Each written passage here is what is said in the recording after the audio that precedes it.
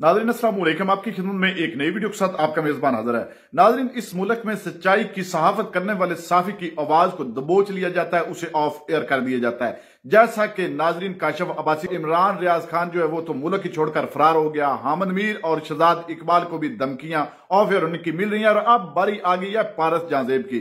नाज़रीन, पारस जहां ने क्या ऐसा कबीरा गुनाह कर दिया है जिसकी वजह से उसे ऑफ एयर करने की धमकियां दी जा रही हैं। नाज़रीन, ये है वो प्रोग्राम जिसमें ऐसे राजों से पर्दा उठ गया जो पारस जहां के लिए खतरे की घंटी बन गया। वीडियो मुलाजा कीजिए, फिर इस पर तफसील से बात करते हैं। आपके ख्याल में क्या आप सही जगह पर हैं या मजबूरन इस जगह पर? वो नबील गबूल पिंजरे में बंद है आजकल। मेरे पास ये इन्फॉर्मेशन है कि आपको मोहतात होने की जरूरत है। क्यों? मुझे जैसी फीलिंग है, गट्स फीलिंग है, आप जल्दी ऑफ एयर होने वाली है क्योंकि आप बोलती बहुत है। आपने बस एक बात याद रखनी है, वह तो इज़्ज़ो मंतशा व तो ज़िल्लो मंतशा। बस अल्लाह साथ होना चाहिए, बाकी मामला हैंडल हो जाते हैं। आपको नहीं लगता कि जरदारी साहब की जो मुफाहिमाना पॉलिसी है उसने पार्टी का बेड़ा गर्क करके रख दिया? शेर को भी सर्कस में काम करना पड़ता है। उसकी तारीफ कर दो, वो तुमसे खुश होगा। अगर उससे कहा नहीं सर ये आपने गलत किया, बोलेगा इसको निकालो। इस टाइम कौन शेर है और कौन सर्कस में काम कर रहा है? कोई तो ऐसी बात होगी ना जो आप पाकिस्तान पीपल्स पार्टी को छोड़ के एमक्यूएम में चले गए। क्योंकि मुझे अपने जान के लाले पड़ गए। तो एमक्यूएम का आपने क्या माहौल देखा था? अल्ताफ हुसैन ने कैसा माहौल वहाँ बना रखा था? सुना है वो तो रहनुमाओं की पिटाई भी करवा दिया करते थे। वहाँ से जलील भागते हुए मेरे पास आया, नबील भाई पाँव नीचे करे और नीचे बैठ जाए फारूक सत्तार के साथ। फारूक सत्तार मेरे नीचे बैठा। बोला, मैंने कहा क्यों? कह रहा है वो लंदन से कॉल आ गई यार। बादा भोजन खान साहब से आपकी मुलाकात भी हुई, पीटीआई में क्यों नहीं गए? जो कराची के लीडर्स थे, अली जैदी, ये आरिफ अलवी, खुर्रम शेर जमान, टीम बनाकर वो खान साहब के पास गए कि अगर आपने नबील गबूल को पार्टी में लिया तो हम पार्टी छोड़ देंगे। और खौफ था उनको, मुझसे खौफ था। इमरान खान उनके सामने कह रहे ये गधे, मैंने इनको कलर करके जेबरा बनाया। 2024 का जो इलेक्शन था, साफ और शफाफ इलेक्शन था या धांधली ज़दा इलेक्शन? फिर जिसने पैसे दिए आरओ को वही जीता है। शहबाज शरीफ, नवाज शरीफ, मरियम नवाज, क्या ये भी धांधली से इलेक्शन जीते? नवाज शरीफ ने जो ये फैसला किया प्राइम मिनिस्टर ना बनने का, खैर और भाई बन गए। भाई बन गए। भाई तो जबरदस्त बदला। छोड़ देना, हुकूमत निकल आए बाहर, क्या मजबूरी आप? 5 मिनट में हम ये हुकूमत करा सकते हैं अगर चाहे तो। खान साहब क्या लंबे अरसे तक जेल में ही आपको लग रहे हैं या आपको लगता है कि वो डील करके बाहर चले जाएंगे? मुझे अडियाला से बाहर आते हुए नजर आ रहे हैं इस साल के आखिर में। तो वो जो मुज़ाकरात चल रहे थे, क्या वो बिल्कुल खत्म हो गए हैं या अभी भी किसी लेवल पे हैं या फिर बिल्कुल खटाई में पड़ गए हैं? खान साहब खुद डायरेक्टली मुज़ाकरात कर रहे हैं। अभी भी हो रहे हैं? इसमें कौन है जो खान साहब से मुखलिस है या ज्यादा पीटीआई के अंदर? इस वक्त कोई खान साहब के अंदर, पीटीआई के अंदर मुखलिस मुझे नजर नहीं आ रहा। 5 साल वैसे हुकूमत को मुकम्मल होते हुए आप देख रहे हैं और क्या यही सेटअप चलेगा जो इस वक्त में चल रहा है? असेंबली 5 साल तक रहेगी। इस असेंबली के होते हुए बिलावल भुट्टो वज़ीर आज़म बन सकते हैं? बिल्कुल बन सकते हैं। कब तक? कभी भी बन सकते हैं। ये पॉडकास्ट के बाद निकलेंगे ना, कमरे से बाहर जाएंगे तो आपको सब याद आ जाएगा। तो पहले ये बताइए कि आपके ख्याल में क्या आप सही जगह पर हैं या मजबूरन इस जगह पर हैं? नहीं, मैं सही जगह पर हूँ क्योंकि देखें मैं शुरू से पीपल्स पार्टी में, मैं मेरी फैमिली फाउंडर मेंबर रही है। मुझे बड़ा आपके शो में बहुत मोहतात होकर चलना पड़ता है क्योंकि आप खबरें निकालना चाहती है और मेरे पास ये इन्फॉर्मेशन है कि आपको मोहतात होने की जरूरत है। क्यों? आपके ऊपर भी बड़े नजरें हैं, आप मोहतात रहिए। बस मैं ये कहूँगा, मेरे पास भी चिड़िए होते हैं। एक हमारा जो साफी उसका एक चिड़िया है, मेरे पास 2 चिड़िया है। मुझे जैसी फीलिंग है, गट्स फीलिंग है, आप जल्दी ऑफ एयर होने वाली है क्योंकि आप बोलती बहुत है। आपने बस एक बात याद रखनी है, वह तो इज़्ज़ो मंतशा व तो ज़िल्लो मंतशा। बिल्कुल। बस अल्लाह साथ होना चाहिए, बाकी मामला हैंडल हो जाते हैं। काम आपने अपना ईमानदारी से करना है। सच बताइए, आपको नहीं लगता कि जरदारी साहब की जो मुफाहिमाना पॉलिसी है उसने पार्टी का बेड़ा गर्क करके रख दिया? नहीं, देखिए जरदारी साहब की जो मफामत है ना, उसके वजह से तो पार्टी आप देखेंगे इस वक्त, अगर आप इस एंगल से सोचें कि 70 वोट्स हमारे कौमी असेंबली में हैं, 5 मिनट में हम ये हुकूमत गिरा सकते हैं अगर चाहें तो, मफामत के ही जरिए। और अगर हम चाहें तो हम नून के बगैर भी हुकूमत बना सकते हैं। इसको आप कामयाबी समझते हैं कि इसको आप कामयाबी समझते हैं कि आप हुकूमत गिरा सकते हैं? गिरा भी सकते हैं और बना भी सकते हैं। कभी कभी शेर को भी सर्कस में काम करना पड़ता है। शेर तो शेर जंगल का होता है, लेकिन जब वो सर्कस में काम करता है तो वो मजबूरी में फिर सर्कस के बाद वो आके पिंजरे में बंद हो जाता है। इस टाइम कौन शेर है और कौन सर्कस में काम कर रहा है? तो देखिए ना, मैंने कहा ना, बड़े सोच समझ के आपके सामने बात करना है। इस वक्त आप भी पिंजरे में हैं, इस वक्त मैं भी पिंजरे में हूँ। है तो दोनों शेर और शेरनी। पीटीआई में क्यों नहीं गए? मैं इसलिए नहीं गया क्योंकि वो जिनको जो कराची के लीडर्स थे, वो कौन नाम लेता हूँ, अली जैदी, ये आरिफ अलवी, आपका इमरान अच्छा था जो गवर्नर बना बाद में, इमरान इस्माइल, वो मेरे फेवर में था। खुर्रम खुर्रम जो था उनका, खुर्रम शेर जमान, 5-6 लोग उन्होंने बाकायदा टीम बनाकर वो खान साहब के पास गए कि अगर आपने नबील गबूल को पार्टी में लिया तो हम पार्टी छोड़ देंगे। और तो उससे कहा क्यों तुम लोग इतना ज्यादा, खौफ क्यों है? खौफ था उनको, मुझसे खौफ था। तो मुझे फिर भी खान साहब ने बुलाया कि यार ये नबील क्यों तुम्हारे इतने खिलाफ है। मैंने कहा भाई उनको पता है कि इनकी दुकानें बंद हो जाएगी जब मैं आ जाऊंगा। फिर दूसरे दिन हम बैठे हुए थे तो ये सब सामने बैठे हुए थे, ये आपका अली जैदी और ये सारा ग्रुप। तो इमरान खान उनके सामने कह रहे ये गधे, मैंने इनको कलर करके जेबरा बनाया। अली जैदी की तरफ इशारा किया, बोला ये गधा है, इसको मैंने कलर करके, मैंने कहा ये तो यूसी का चेयरमैन का इलेक्शन हारा है, तो मकसद ऐसे लोगों को, जिन लोगों की वजह से फिर मैं लास्ट मोमेंट में पीटीआई टाइम तय हो गया था, इमरान खान को मेरे घर आना था और मुझे तारीख भी याद है 30 दिसंबर 2016 मेरे घर आना था और अनाउंस करना था मुझे। लेकिन क्या हुआ कि फिर फरवरी 2017 में फिर दोबारा इमरान खान ने मुझे कॉल किया कि तुम बनीगाला आ जाओ, अनाउंस करो। उसी टाइम मुझे कॉल आ गया था एक म्यूचुअल फ्रेंड का, अच्छा, बिटवीन जरदारी साहब और हम। उन्होंने कहा भी जरदारी साहब ने आपको याद किया। तो और फिर आपने जब जरदारी साहब ने याद किया तो आपने पीछे सारी कश्तियां जला दी और फिर आप जरदारी साहब के पास वापस पाकिस्तान पीपल्स पार्टी में चले गए। वरना आप तो जो इस्लामाबाद में लॉकडाउन हुआ था, जब खान साहब से आपकी मुलाकात हुई थी, शायद 1 नवंबर 2016 की बात है, तो आपने तो फिर कहा था कि मैं इस लॉकडाउन की हिमायत भी करूंगा, इसमें शामिल भी हूंगा, लेकिन फिर पीपल्स पार्टी में आप वापस चले गए। खुलकर जरा बताएं ना आप, नबील गबोल कहाँ है 2 साल पहले वाले जो धड़ल्ले से खबरें दिया करते थे और बातें बताया करते थे? वो नबील गबोल मैंने आपको बताया ना, वो पिंजरे में बंद है आजकल। अब हाँ, वो नबील कबूल पिंजरे में बंद है। और वो परवाज कब करेगा? अभी तो उम्र डल गई है अब क्या परवाज। अब तो मेरा अपना बेटा मेरी सीट के चक्कर में है और मुझे कहता है रिटायर हो जाओ, छोड़ दो सीट, मैं इलेक्शन लड़ूंगा। नहीं, सियासतदान जो पुराना होता है वो एक्सपीरियंस्ड होता है, उसके एक्सपीरियंस का मुकाबला नहीं होता, कोई भी नहीं कर सकता। यही तो बात है। आप तो कभी भी अगर लोग ये समझते हैं कि कोई बुढ़ा हो गया है और अगर बुढ़ा हो गया तो फिर वो रिटायर हो जाए, तो ये जो बुढ़े होते हैं ना, ये रिटायर कभी नहीं होते, ये घाघ हो जाते हैं काफी।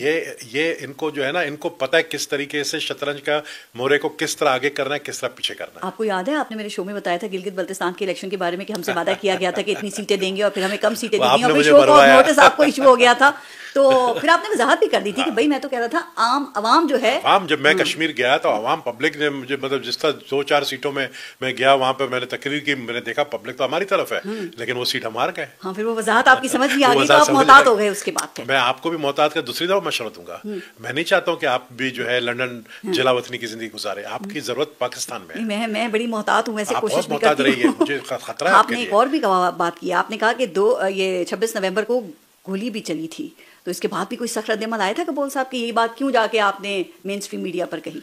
नहीं, गोली तो मैंने आपको मेरे शो में कहा था, आपके शो में कहा था, वो तो साउंड गोलियों की तो हमने सबने सुनी, मैं खुद पार्लियामेंट लॉजेस में था, मैंने भी गोलियों की साउंड सुनी है। सवाल यहाँ पे ये है कि जिम्मेदार कौन है? चूंकि आर्मी चीफ ने तो क्लियर कर दिया ना कि मेरे अहकामात पे गोली नहीं चली है। एडमिनिस्ट्रेशन जिम्मेदार होती है, जिम्मेदार जाहिर है उस वक्त के जो उस वक्त अभी भी वही है, आईजी है इस्लामाबाद। अली गंडापुर ठीक बात कर रहे हैं ना, यहाँ पर तो कमिश्नर भी हैं, आईजी भी हैं, हमारे इंटीरियर मिनिस्टर भी हैं, पीसीबी के चेयरमैन भी हैं। हाँ, एक आदमी और कितने सारे काम है ना, मसाइल इतने ज्यादा हैं, लेकिन हल करने के लिए क्या करेंगे? वैसे हम लोग काबिल नहीं है ना कोई और। वो पीसीबी के चेयरमैन हम लोग नाकार हैं ना, भारत हम लोग नाकार हैं, हम बेकार हैं, हम काबिल नहीं है। एक ही काबिल शख्स है, सारे ओहदे उसको मिल गए तो अच्छी बात है, हम तो नाकार हैं।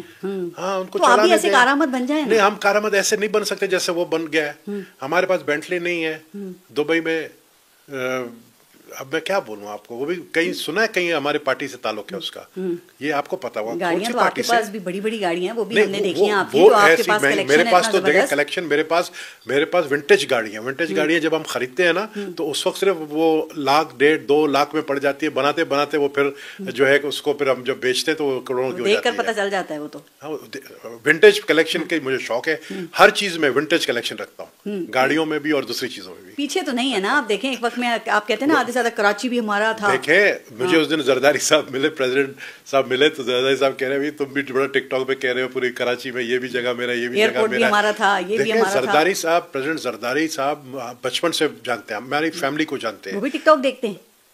टिकटॉक तो हर जगह आपको पता है, टिकटॉक के वो फिर बन जाते हैं क्लिप्स और फिर उनको फिर भेजा जाता है, तो अच्छी बात है। सोशल मीडिया जवान होना चाहिए ना सर, क्यों नहीं देखें? बिल्कुल देखना चाहिए, देखना चाहिए।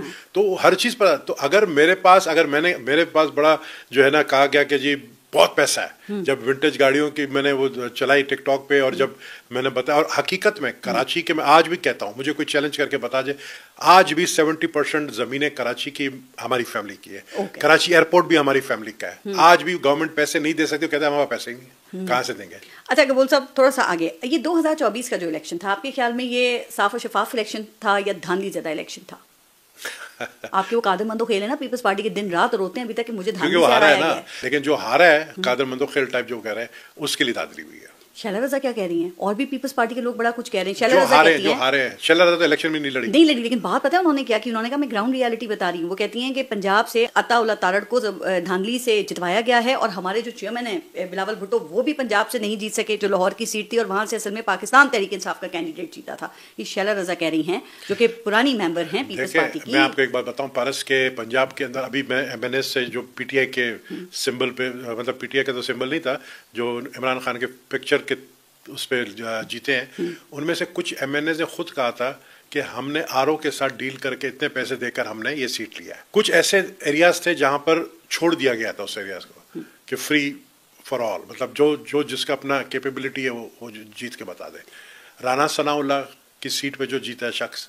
सर ये शैला रज़ा क्या कह रही हैं? आपकी तरफ वो भी सिंध असेंबली की डिप्टी स्पीकर रही हैं, वो बीबी के साथ काम कर चुकी हैं। क्या फिर मतलब ये है कि बिलावल भुट्टो पंजाब में मकबूल नहीं है? उन्होंने कहा हमारे चेयरमैन भी नहीं जीत सके वहां से। देखिए, पीपल्स पार्टी तो मैंने पहले ही कहा कि इस वक्त वीक पिच पे पंजाब में है, वहाँ पे काम करने की ज़रूरत है। पंजाब के अंदर हमारे बहुत कम सीटें निकली इस दफ़ा, तो काम करने की ज़रूरत है। तो ये तो बात फैक्ट है। मैं ये बिल्कुल नहीं कहूँगा PTI बिल्कुल जीती है। PTI के कुछ एरियाज ऐसे हैं जहाँ पर मुस्लिम लीग नून और PTI में जब आपस में कैंडिडेट्स कमजोर थे, तो फिर जिसने पैसे दिए RO को वही जीता है। पैसा चला वहाँ, पैसा चला है वहाँ पर। मुझे खुद उनके MNA ने कहा पैसा चला है। अच्छा, और ये शहबाज शरीफ, नवाज शरीफ, मरियम नवाज, ख्वाजा आसिफ और ये जितने लोग हैं, क्या ये भी धांधली से इलेक्शन जीते हैं? देखिए, मैं एक बात ज़रूर नवाज शरीफ के लिए कहूँगा कि नवाज शरीफ ने जो ये फैसला किया प्राइम मिनिस्टर ना बनने का, तो ये पता चला कि वो बंदा जो है थोड़ा बहुत रखता है। अब वो उर्दू में लफ्ज़ ऐसा है, गैरत, वो आप बोल सकती हैं, गैरतमंद सियासतदान है। गैरतमंद सियासतदान है। क्या वजह थी, क्यों नहीं बने? किस चीज़ पे कॉम्प्रोमाइज़ कर गए? क्योंकि उनको लगता है वो हारे थे, उनको जितवाया गया। अच्छा, वो हारे थे, उनको जितवाया गया, इसलिए गैरत का मुजाहरा करते हुए वो प्राइम मिनिस्टर नहीं बने। हाँ, नहीं बने, और भाई बन गए। भाई बन गए। भाई तो जबरदस्त बंदा है। आप समझते हैं कि ये एक लेजिटिमेट हुकूमत है या फॉर्म 47 की हुकूमत है जो PTI कहती है? इसका DNA टेस्ट होना चाहिए, पता चल जाएगा लेजिटिमेट है या नहीं है। आपका क्या ख्याल है? वो तो DNA टेस्ट। मेरा क्या ख्याल, मैं तो डॉक्टर नहीं हूँ, या तो मैं कोई लेबोरेटरी में नहीं बैठा हूँ, लेकिन DNA टेस्ट होगा, पता चल जाएगा। जो धांधली से जीते, जिनके बारे में कहा जा रहा है, तो कबूल साहब वो उन्होंने खुद तो धांधली नहीं की होगी ना, तो फिर उनको किसी ने जितवाया ही होगा।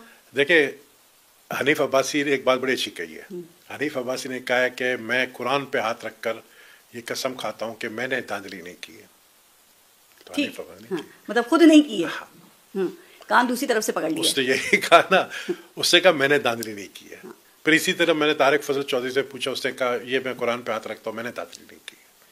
बस सबने कान दूसरी साइड से पकड़ लिया। सबसे बड़ी गलती हमारी क्या थी कि हमें हुकूमत ही नहीं लेना चाहिए था। शहबाज शरीफ को प्राइम मिनिस्टर नहीं बनाना चाहिए था। शहबाज शरीफ के हवाले से मैंने सुना आप ये कह रहे थे कि जी शहबाज शरीफ जो हैं वो अब सियासत से रिटायर होने वाले हैं और मियां नवाज शरीफ बतौर वज़ीर आज़म मरीम नवाज को तैयार कर रहे हैं। ये खबर दे रहे थे आप या आपका तज्जिया था? नहीं, ये खबर भी है, मेरी तज्जिया भी है, उनकी ख्वाहिश भी यही है। शहबाज शरीफ के बारे में तो ये मशहूर है कि वो बहुत अच्छे यस बॉस, यस मैन हैं। तो आप ये समझते हैं कि उनसे ज़्यादा अच्छा, उनसे ज़्यादा बेहतर भी कोई ये काम कर सकता है? वक्त आप अगर जब इस पोस्ट पे लेकर आएंगे किसी को, वो भी यस बॉस कहेगा। शहबाज शरीफ के बाद अभी मुस्लिम लीग नून को मौका नहीं मिलेगा। शहबाज शरीफ के बाद अगला वजीर आजम बिलावल भुट्टो जरदारी होगा। मार्क माय वर्ड्स, ये लिखे आप रखते। तो ये बात हो गई है, ये भी वहाँ हो गई है बात। अब तो ये पूछती क्यों हो गई है? जो मैं बोलता हूँ समझो हो गई है। वो भी आप समझ रहे आएगा, उसकी मंजूरी वहाँ से हो गई है।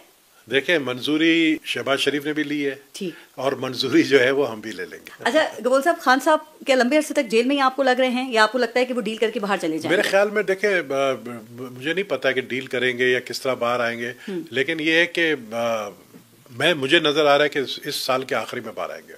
सब पता होता है आपको, लेकिन आपको इमरान खान का नहीं पता कि वो बाहर आएंगे या डील करके चले जाएंगे या डटे रहेंगे? देखिए, मुझे नहीं पता डील करके बाहर जाएंगे, लेकिन मुझे अडियाला से बाहर आते हुए नजर आ रहे हैं इस साल के आखिरी में। आखिर में नवंबर दिसंबर तक, साल के आखिर में, पहले भी हो सकता है। नाजरीन, आपने वीडियो मुलाजा फरमाई है।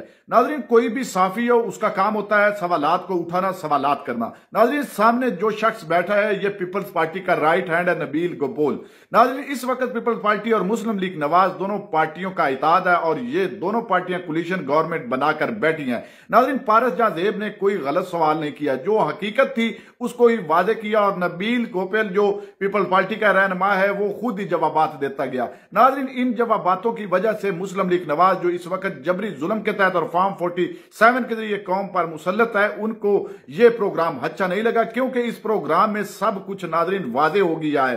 नाजरीन पीपल्स पार्टी के रहनुमा ने यह बता दिया है कि ये वाकई हुकूमत फॉर्म 47 के जरिए कौम पर मुसल्लत हुई है और आने वाले वक्त में क्या होने वाला है, इमरान खान के साथ क्या होने वाला है, सब कुछ उन्होंने वादे कर दिया है। नाजरीन ये वीडियो, ये प्रोग्राम, इससे इस वक्त की जबरी और जाली हुकूमत को बड़ी तकलीफ हुई, जिसकी वजह से सीनियर सहाफी खातून पारस जहांजेब को ऑफ एयर होने की धमकियां मिल रही हैं। नाज़रीन, आपने ये वीडियो मुलाजा फरमाई। इस वीडियो को देखने के बाद आपकी इसके बारे में क्या राय है, कमेंट सेक्शन में कीमती राय दीजिए और अगली वीडियो तक अपने मेजबान को दीजिए इजाजत। अल्लाह हाफिज।